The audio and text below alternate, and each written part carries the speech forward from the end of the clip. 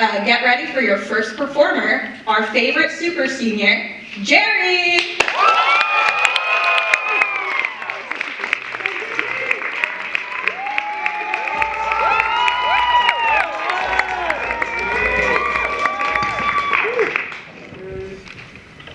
Thank you. Your applause is incredibly generous and equally insincere.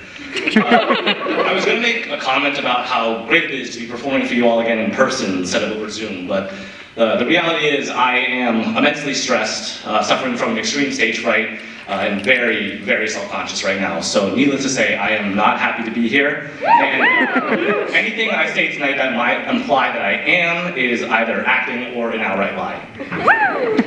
So anyway, it is great to be here tonight, performing for a wonderful, filled audience. And yes, this, for those who don't know, this is my final semester at Duke. Please try to sing a little bit more sad about it. Thank you. Specifically, I am a super senior, or fifth-year senior, which means that I am trying to ignore the fact that I peaked sophomore year and am now trapped in this gothic purgatory of underage drinking and anonymous racist Facebook confessions. But to be completely honest, I am a little bit sad to leave. In a sort of Stockholm Syndrome sense.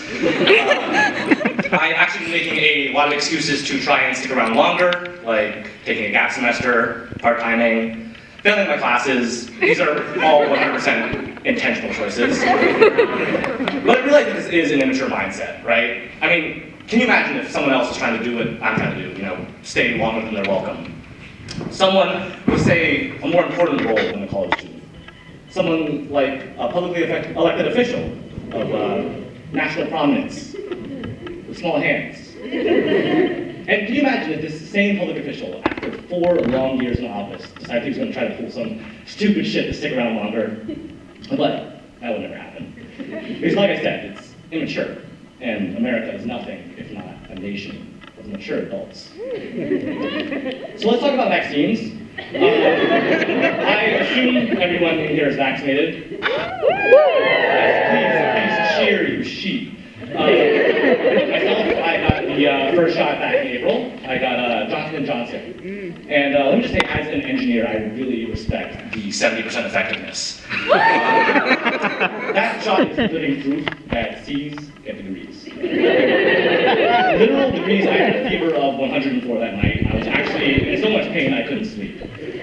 But I do hear that the booster shot's side effects are a little bit better, though I also, frankly, don't really trust the booster shot.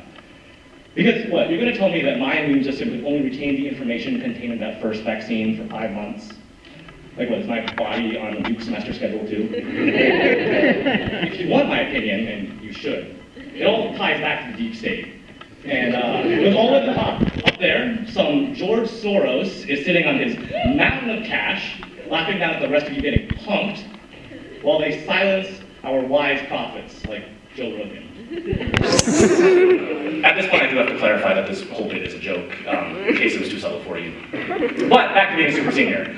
I want to tell one fun story from my freshman year. So, a group of my friends and I had decided to go off campus to see a movie at Northgate Mall. And I realized that a lot of the underclassmen in here are probably unfamiliar with Northgate Mall, seeing as it closed down during COVID. Basically, South Point is where you go if you want to see a movie. Northgate is where you go if you wanted to see a movie and then get stabbed. So we get out of the theater at like 11 p.m. And Uber XL Act campus is like $40, and we're freshmen. So our friend Peter convinces us to just take the L and hike the 2 miles back to East. And most of you probably value your lives, so I'm going to assume you are unfamiliar with this walk.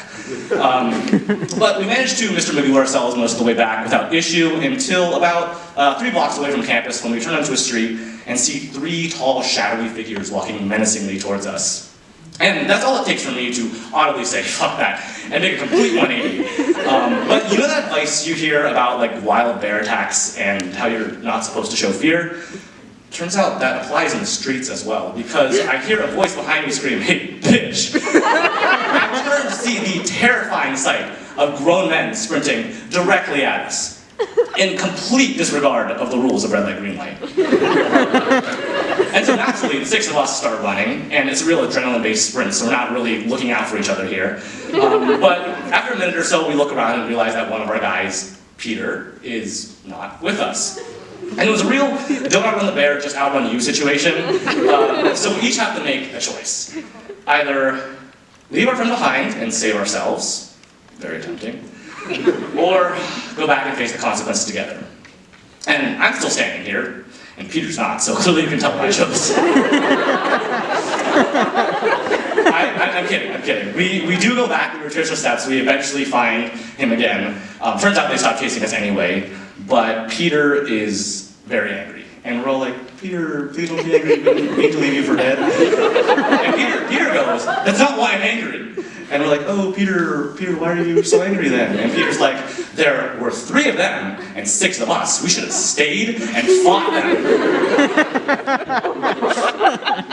Okay, so first of all, we have no idea that these guys had a gun or a knife or honestly even just a really sharp pencil because that is all it would have taken for me to give up all my belongings and abandon my friends. But more importantly, even if they were unarmed, I don't know what Peter was expecting us to do, like fight? Peter was an online gamer. Two of us were theater kids in high school, and 3 of us were fucking CS majors. And I am sorry, but there is no way I am putting my life in the hands of a bunch of people whose most significant exposure to real conflict was the comment section of a Reddit page. And now, Peter is going on and on about strength in numbers and using terms like Persian immortals and Zerg rushes. And finally, I was like, here's exactly what would have happened in your fantasy confrontation. The 6 of us stay and fight these 3 grown men who are armed, at best only by years of experience throwing hands in the streets of Durham. And maybe, by some sheer stroke of divine intervention, we do manage to emerge victorious. 1 for 1, by the pure numbers game, 3 of us still have to be dead at the end of this confrontation. And you and me are 2 of the CS majors. Anyway, 3 months later, Peter got fucking mugged in Europe. Clearly the numbers didn't work out for him that time. All of this is to say, I do have a lot of fond memories at this university. So many so, in fact, that I have decided I'm not leaving. I've talked it over with some of my fellow super seniors, and we are not going to stand for it. This is why, on January 6th, me and 800 of my fellow God-fearing Duke students will storm the Bryan Center. We will march on the Bryan Center to demand another 4 years at this university. And if, on January 6th, they refuse, we will burn Duke University to the ground. Because we love this school and the glorious ideals that the institution stands for. And it's because we love this school so much that we have to destroy it. My name is Jerry Wang. You've been watching PragerU. Thank you all so much.